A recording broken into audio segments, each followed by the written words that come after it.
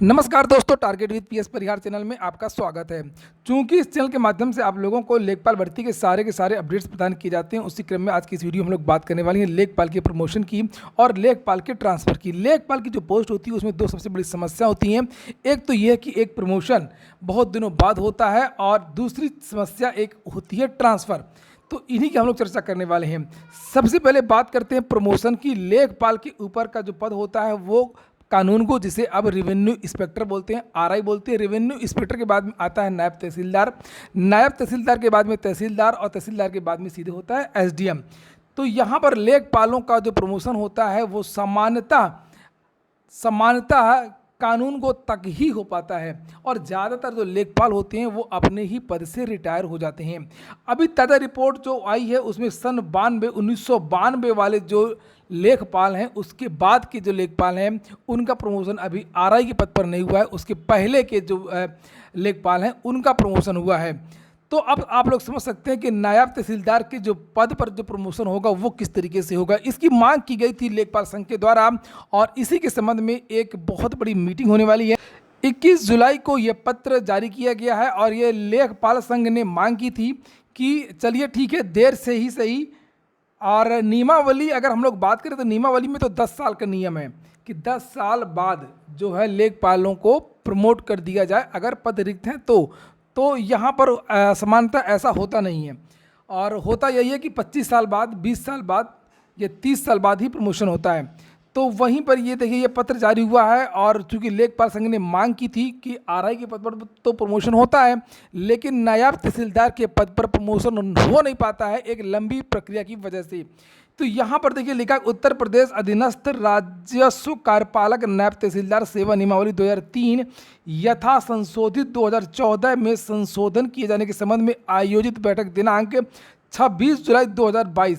तो 26 जुलाई को एक मीटिंग होनी है और ये भी कहा गया इस पत्र में कि लेखपाल संघ के पत्र दिनांक 18 जुलाई 2022 द्वारा नायब तहसीलदार पद पर पदोन्नति में लेखपालों का हित प्रभावित होने के दृष्टिगत उनका पक्ष सुनने हेतु अनुरोध किया गया है। तदक्रम में 26 जुलाई 2022 को मध्याह्न 12 बजे प्रमुख सचिव राजस्व विभाग उत्तर प्रदेश शासन की अध्यक्षता में लाल बहादुर शास्त्री भवन द्वितीय तल स्थित सभा कक्ष भवन में बैठक प्रस्तावित की गई है।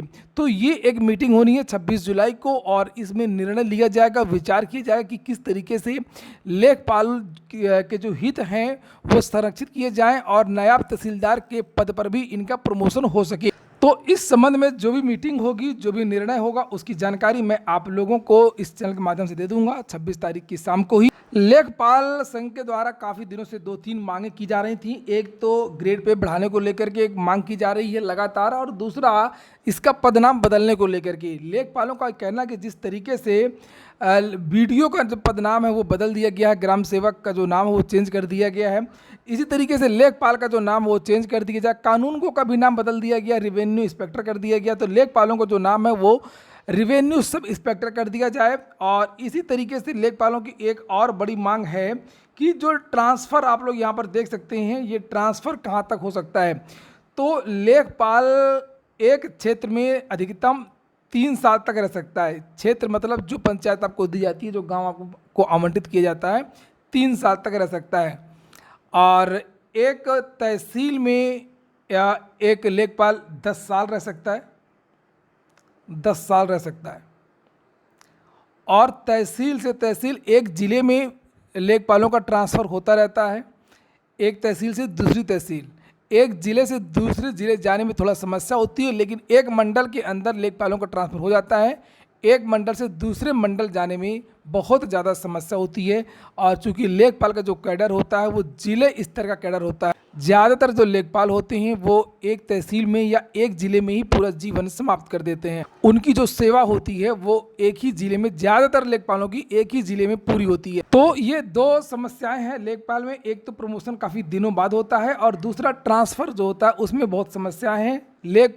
ज़्यादातर लेखपाल एक ही ज़िले में पूरे सेवा काल में रहते हैं। तो कुछ अच्छाइयाँ भी हैं और कुछ नुकसान भी हैं। फिलहाल ये जो भर्ती आपकी है ये बहुत जल्दी कंप्लीट होने वाली है। सभी छात्रों को दिसंबर तक नियुक्ति पत्र प्रदान करने की योजना है। पूरा वीडियो सुनने के लिए बहुत बहुत धन्यवाद।